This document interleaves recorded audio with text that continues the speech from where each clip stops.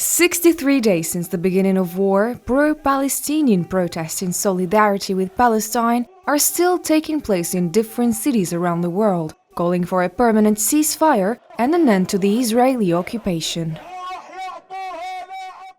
From Beirut to Amman, passing by Sana'a to Madrid, large crowds carried Palestinian flags and chanted slogans showing support to the Palestinians. In Beirut, dozens gathered near the French embassy amid heavy security to demand an immediate ceasefire in Gaza.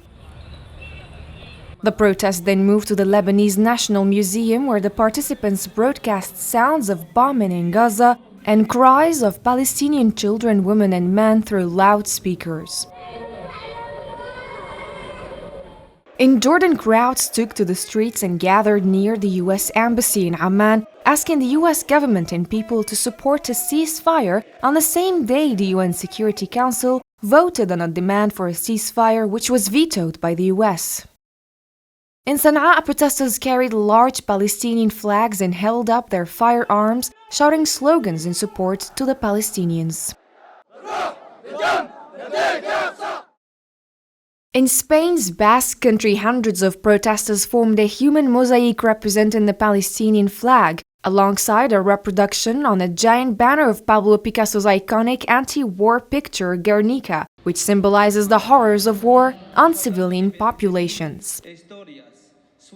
From Guernica to Palestine, from Guernica to the world, from Guernica, from the unfortunate legitimacy of being the town that has suffered the first indiscriminate civilian bombing in the history of humanity.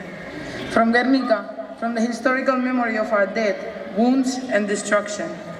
From Guernica to Palestine, from Guernica to the world, we want to say that after all we have lived through in the history of humanity, since the bombing that we have suffered until today, the world and history cannot tolerate the destruction of another nation. And despite all international condemnation and UN efforts to stop the Zionist war machine, it's still committing massacres and destroying infrastructure in blatant violation of international humanitarian law.